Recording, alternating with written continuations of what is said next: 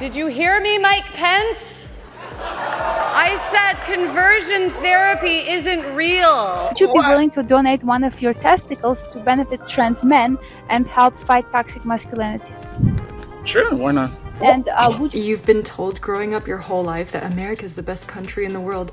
That's just so far from the truth. A woke celebrity lies about Republicans at a major LGBTQ gala. Your taxes are probably going up. The craziest campus video I've seen in a while. And a TikToker claims that America is a capitalist hole. People should flee to other countries. All that and so much more is coming up on today's episode of Brad vs. Everyone, my daily series where I take on the craziest ideas from our politics and from across the internet from a center-right, independent perspective. If you're new here, please do consider subscribing and sticking around. We're growing fast and I can't wait to have more of you join us. And if you're a returning viewer, don't forget to hit that like button and do remember, comment with your thoughts as we go along because I do read the comments and I pick a few to respond to in every episode. So up first, we've got to talk about this moment that's going viral and has all the progressives clapping like seals from the GLAAD Gala, one of the biggest LGBTQ plus activist organizations,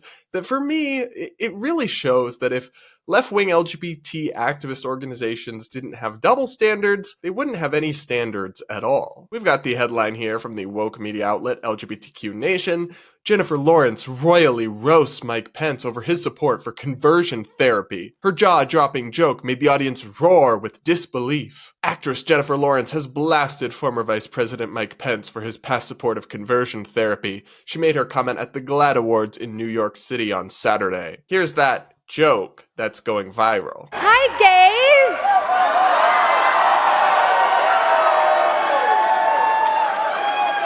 I love the gay community. In fact, I was in love with a homosexual. It was my first love. I tried to convert him for years, but now I know conversion therapy doesn't work. Did you hear me, Mike Pence? I said conversion therapy isn't real. Even though I know you think it worked on you, you know he's in New York tonight. I know. So my first reaction to this was just to roll my eyes. Like, I didn't really find it funny. I don't know why she's still talking about Mike Pence. He's not very relevant anymore. But the more I thought about it, the more this clip bothered me. Firstly, because it's actually deeply hypocritical, and secondly, because she's actually peddling a lie about Mike Pence that doesn't have much truth to it. First, I just have to laugh at the fact that she referred to a gay person as a homosexual in this clip. Because guess what group just recently declared that the word homosexual is outdated and offensive? Yes, GLAAD, the LGBTQ activist organization hosting this event. They suggest same-gender loving as an alternative, but that doesn't make much sense to me because they define gender to mean just how you feel inside, and that's not actually what determines being gay or straight. It's got to do with biological sex. Regardless, I don't agree that the word homosexual is outdated or offensive. I would rather be called homosexual than queer, for example, which is apparently the woke vocabulary of the day. But I do have to point out how hypocritical it is. That's fine when they're celebrities that they like say it, but apparently it's problematic in general. But their people get a pass and their whole audience will clap. Double standards much? The other thing is that the butt of this joke is essentially, haha, Mike Pence is gay. And while, look, I didn't find it funny, I'm not going to sit here and try to cancel Jennifer Lawrence or say that's so homophobic, offensive, whatever, because I'm not a snowflake and I don't try to cancel people over jokes, even ones that I find lame or not funny. But I have to point out the hypocrisy again, because GLAAD has repeatedly insisted over the years that it is very offensive and not okay to make jokes in which the butt of the joke is someone being gay. Here's a direct quote from the organization from a time when Vince Vaughn, the actor, made a joke that was similar, implying somebody was gay. Then, they said, it's about the fact that no matter what the intent, when gay is used as a pejorative,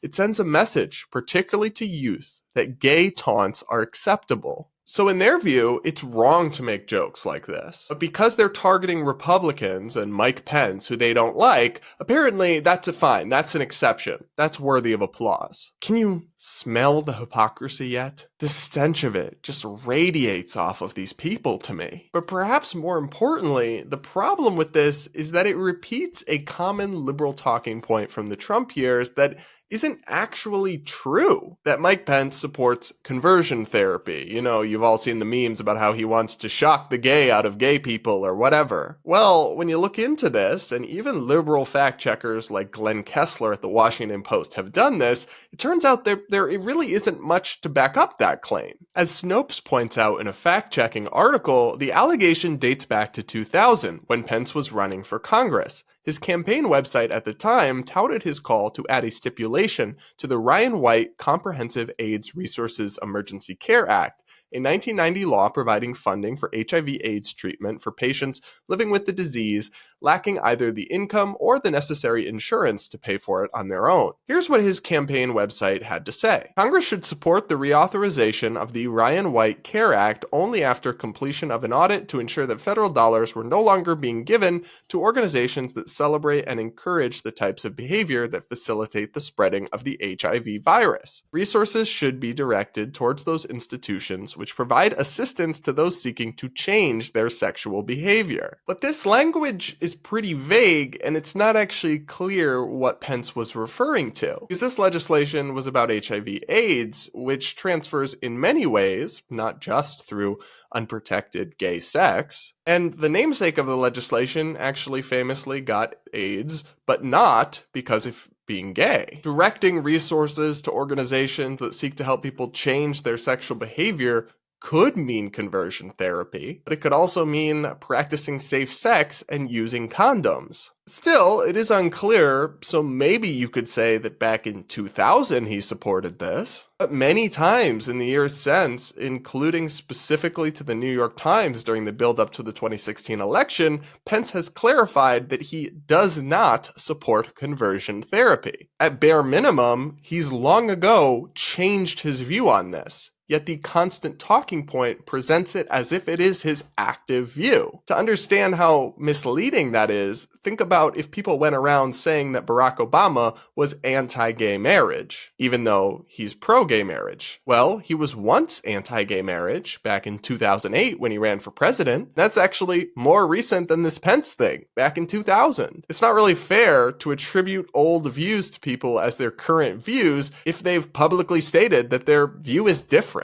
It just felt like a cheap shot, and again, not really one that's backed up by the facts. Plus, it's just rife with liberal hypocrisy, which really rubs me the wrong way. You don't actually have standards or morals if you're okay with ripping those up just to dunk on the people that you don't like politically. And the most annoying part of this is that if they wanted to argue that Mike Pence is anti-gay, well, they have plenty of actual facts they could go off of. Mike Pence has always been clear that he holds traditional biblical views about homosexuality, which means he views it as sinful and wrong. He's always been clear that he does not support marriage equality under the law. If they wanted to criticize him, even though he's not vice president anymore, and it's kind of just picking a fight to pick a fight, but whatever, there's plenty of ways they could do so that are actually rooted in facts and don't involve contradicting their own stated values on how it's not okay to say homosexual and it's not okay to use people being gay secretly as the butt of a joke. Of course, I don't really hold those views, so I'm not bothered by them in their own right. I'm bothered, again, by the hypocrisy and the fact that these woke elites seem to think that they can make all these rules that apply to the little people, and you might get canceled if you break them, but of course, they can do whatever they want. No, babe, no. But what do you guys think? Did you think this joke was funny, or do you agree that it was hypocritical and a low blow? Let me know in the comments, and don't forget to hit that like button. Up next, we've got some delightful news. Your taxes are probably going up, and soon. As recent reports, Americans need to brace for big tax hikes in 2026 unless Congress acts. Because the Tax Cuts and Jobs Act, which was Trump's big tax cut, expires at the end of 2025 with a high price tag for most Americans. Reasons JD2Soul reports, most Most Americans face tax hikes starting in 2026, and the increased federal tax bite will come about without Congress lifting a finger. That's because 2017's Tax Cuts and Jobs Act expires at the end of 2025, and despite some politicians' contrary claims, a majority of Americans benefited from that law. So basically, part of Trump's tax cut is going to expire. And unless Congress and Biden reauthorize it, your taxes probably will go up. Because despite all the talk you heard from Democrats about how only rich people got tax cuts,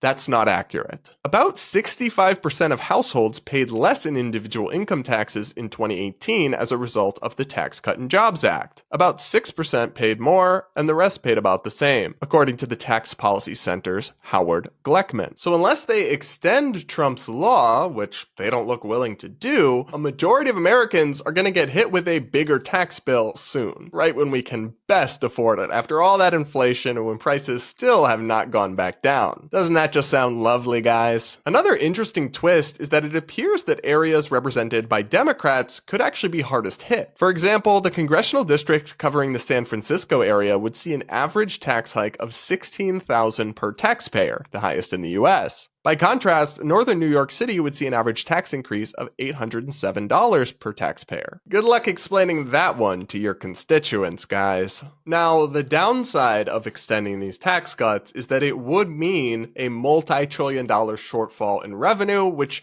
if nothing else changed, would mean more money added on to the national debt, which, as you've heard me repeatedly say, is already way out of control. So for me, the thing to do would be to reauthorize the most beneficial parts of the tax law selectively, the ones that directly give average people the most tax relief and have the most economic stimulative effect, and then cut spending to offset the loss in revenue so we're not adding to the debt. Trust me, the government is doing plenty of unnecessary things and wasting billions upon billions of dollars, so it really wouldn't be that hard to trim the fat to make up for this needed tax relief. That's my take on all this, but let me know what you think. Are you okay with paying more in taxes in a couple of years? And now, we're gonna react to one of the craziest campus videos I've seen in a while, and that's saying something. Oh, and heads up, just so you know, this interviewer is a troll, like don't take her seriously. She's doing a bit, but these students are, at least in theory, responding to these questions seriously. Hello, my name is Amandla, and I have a PhD in gender studies.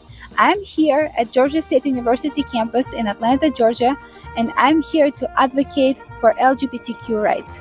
I'm going to go around this campus asking male students if they would be willing to donate one of their testicles to benefit trans men and help stop toxic masculinity. Walk with me. Would you donate one of your testicles to benefit trans men? And would you donate one of your testicles to benefit trans men and help fight toxic masculinity?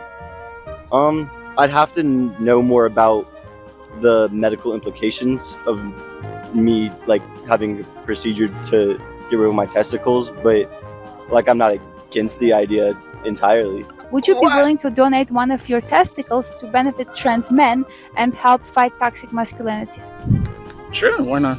And would you be willing to donate one of your testicles to benefit trans men and help them fully transition medically?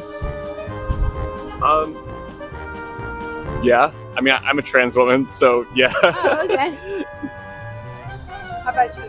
Yeah, I suppose, in theory, yeah. I mean, practically, I'm not really sure. That's a kind of a big ask to spring on me suddenly, but It's like it's something you would consider. Would you consider that? Like, we're just trying to assess if an average man would be willing to consider that. Yeah, if I ever felt like I definitely was like, I don't want kids, and somebody explain like, if I knew that things were going to function properly afterwards, I don't see a problem with that. Yeah, really, because there is a risk entailed too. Would you be willing to donate one of your testicles to benefit trans men and help fight toxic masculinity? It's just like right now, would I go? Would you consider that? Yeah, I'd consider it. Okay, so would you be willing to donate one of your testicles to benefit trans men and help fight toxic masculinity? Yeah, I probably would. So would you be willing to donate one of your testicles to benefit trans men and help them medically transition and also help fight toxic masculinity? Probably not. I don't know. I don't think Yes. Yeah, so we're just trying to assess whether or not an average man would be willing to donate, do organ donation. Knowing the average, I don't know if they would. I'm not gonna lie, but I never thought about it. I haven't put much thought about it. So for you personally, you wouldn't consider that? Oh, maybe if I was like a bit older, I would say maybe I would consider it. Yeah. Oh my god! I can't believe this is real life. Am I being punked? Where's Ashton Kutcher? Coming out with the cameras? I'm immediately calling bullshit. I don't believe a single one of these people that they would ever actually donate a testicle to a trans man or to fight toxic masculinity. Don't believe it. I do not think any of them would even actually consider it. They are lying. But that actually makes this exponentially more interesting. Why would they say yes, they'd consider it if that's not actually true? It suggests that they're so afraid of not being woke, of saying something offensive or problematic, and they know they're on camera and they could get canceled if this clip goes out and their peers see it. They're so terrified of being called transphobic that they're literally lying to themselves and to the audience and saying they'd be willing to cut off a testicle. That really suggests a deeply repressive, intolerant, and illiberal attitude on these college campuses, which, look, that's not news. We know that that has taken over many of these institutions. And look, with any of these man on the street videos, there is always the possibility that these responses are cherry-picked, that maybe she interviewed 50 people and found 5 who said yes and only showed us those ones, plus one guy who said no, then yes. But even so, the idea that you could even find 5 or 6 people like this in just one afternoon on a college campus willing to say something so patently absurd with their full chest, that alone is disturbing. I mean, these are supposed to be the best and brightest, like the next generation of people going to lead in business and teaching and all sorts of important fields, and they're too scared to answer a basic question like this honestly. That is deeply, deeply alarming to me, at least about these handful of individuals, but it's also, honestly, insanely entertaining and hilarious. I watched this video like 3 times when I first saw it on Twitter, and I gotta say, to the woman who is a troll, don't take her seriously, who thought of up this question and decided to go and do this, brava, lady, brava, because this is just... But what did you guys think of this video? Please let me know in the comments, and let me know, would you donate a testicle to a trans man to be an ally and to combat toxic masculinity? Because for me... It's definitely a no for me, though. Up next, it's time for DELULU Epidemic, my segment where I spotlight people who are letting their stupid show. Today, this Democratic senator is getting roasted for a bizarre claim he just made about guns. Senator Ben Cardin tweeted, "It's time to pass mandatory background checks, bans on assault weapons, and high ammo stocks. We owe it to young people everywhere." Gun people in the comments, or even people with just like basic familiarity with firearms, drop it in right now. You know what's wrong with this. Drop it in the comments. High ammo stocks is not a thing. I'm not even a gun person, really, and I know that. As the community note appended to the tweet pointed out, the stock is the part of the firearm the other parts are attached to and is held against the shoulder when firing. It does not contain ammunition. So here's my thing. We can have a debate over gun control. I'm more on the pro-gun side, but look, I can understand your perspective. We can have a good faith conversation about it and go back and forth. But if you're a whole-ass U.S. senator and you can't take the time to basically familiarize yourself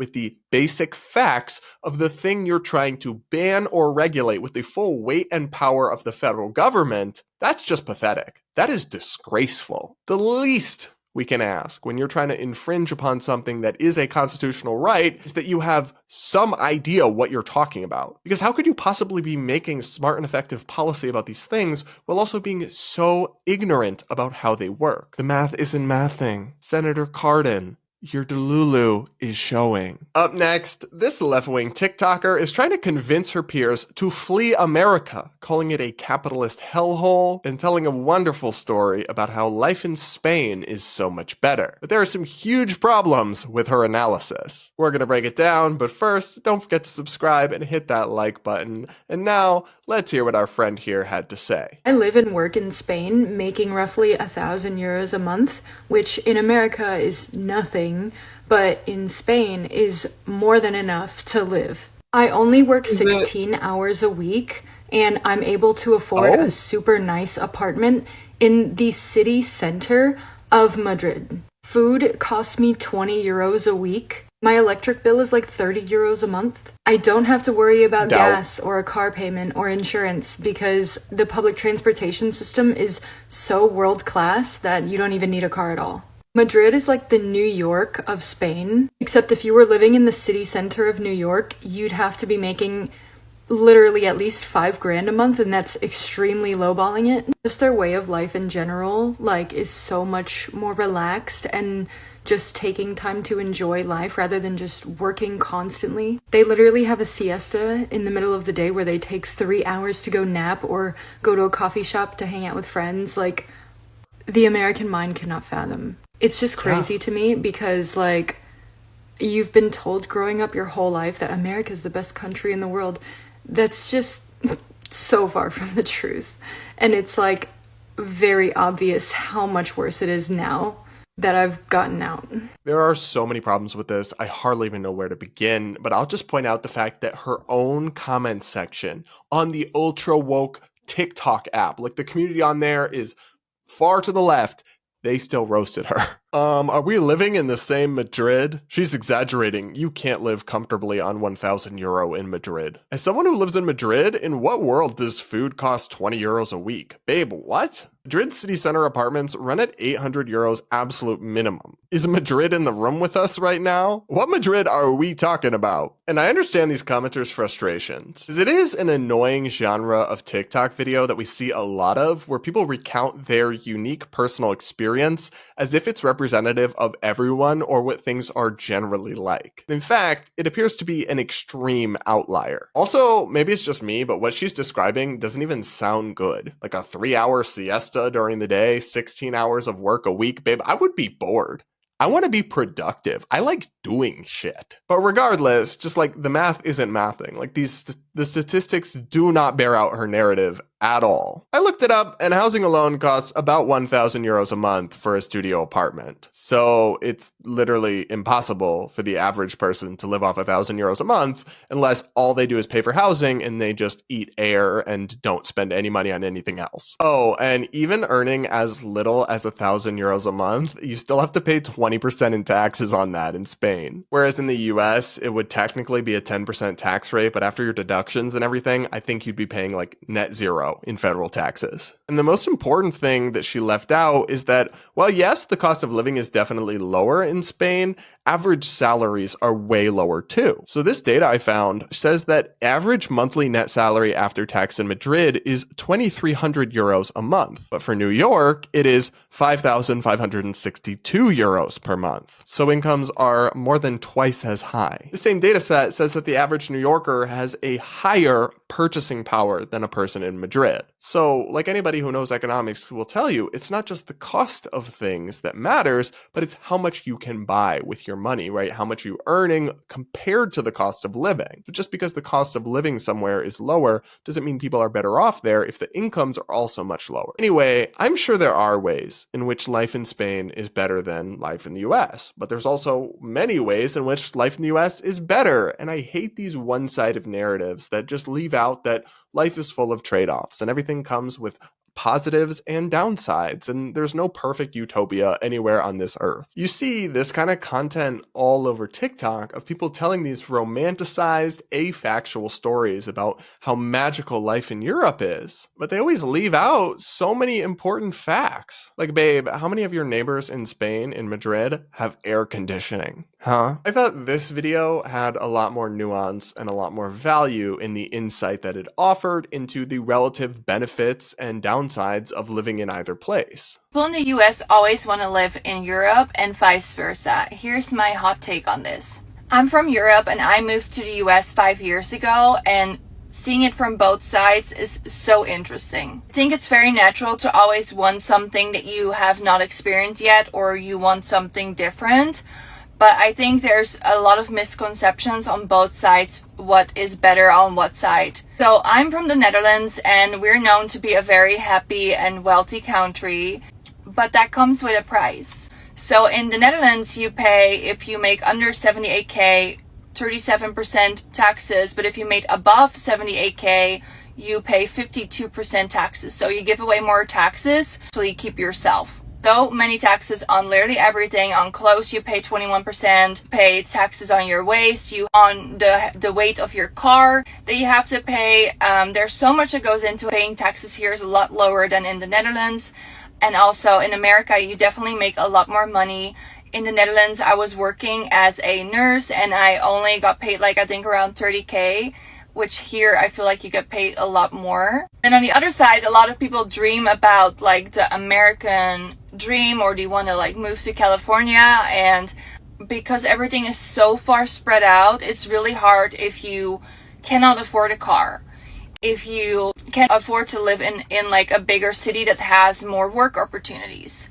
And in the Netherlands, I think that is a little bit different, because in the Netherlands you don't really need a car. You can cycle everywhere. You can take the train everywhere. You don't really need a car, so that saves you a lot of money every month. I think people in America are a lot nicer than in Europe. Very humbled when I go back home and I see how mean everyone is in stores, and like there's like customer service is like not a thing. But of course, it has a tiny fraction of the views and likes and shares of the first video. Because what all these young people on TikTok want is propaganda, not actual facts or not actual nuance or anything like that. But what do you guys think? Let me know in the comments, and don't forget to hit that like button. Now, before we wrap up today's show, I'll read a couple of your comments that you left on yesterday's episode. Up first, somebody says, if it takes 10 minutes to explain how something is racist, it's not racist. Yeah, I think this is probably true in almost all cases. Another person says, my grandma self-identifies as woke, which makes this story hilarious to me. Oh no, well please,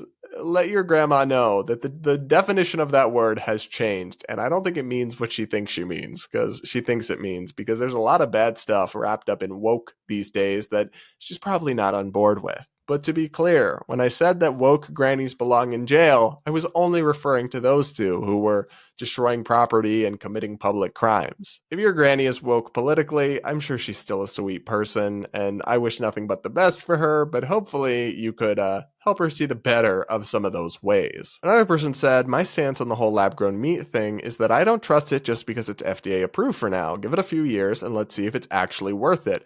FDA approved doesn't mean jack shit nowadays. So here's the thing. I don't really have this perspective, but if you do, that's totally fine. Like I said, you don't have to eat it. If you're not comfortable with it, don't buy it. Don't do it. Just don't try to ban other people from doing it. That's all I'm saying. Another person said, are you being paid by the lab-grown meat industry? You really have been pushing that it should be available. No, I'm definitely not being paid by them. If I was, I would tell you guys. Like, whenever I mention something where I have some sort of financial conflict of interest, I will disclose it to y'all. I've just been talking about it because I find it interesting, and if states stop banning it, I will stop covering it for sure. But I find it interesting because to me, it's an area where Republicans are being hypocritical. They're being inconsistent with the principles they say they believe in. And that's a big theme of my show that you'll notice is spotlighting people's political and intellectual and cultural inconsistencies. Another person says, I swear these people who actively seek out racism are just bored as hell. Get a hobby. Yeah, I completely agree.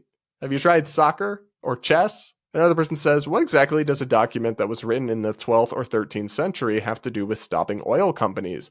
Like, this is one that makes absolutely no sense whatsoever. I mean, no, I completely agree. It has absolutely nothing to do with the protest. What does blocking traffic have to do with it? What does throwing paint on famous artwork or all the destructive things they do have nothing to do with it? Their only goal is to piss people off. And congrats, I guess, because it's working. All right, everybody, that is it for this episode of Brad vs. Everyone. Thanks so much for joining me, and please do consider subscribing and sticking around. You can join us for this show every day at 6 p.m. Eastern, Monday through Friday. And please, don't forget to hit that like button on your way out and comment with your thoughts. I do read the comments, and I do pick a few to respond to in every episode. With that, we'll talk again tomorrow.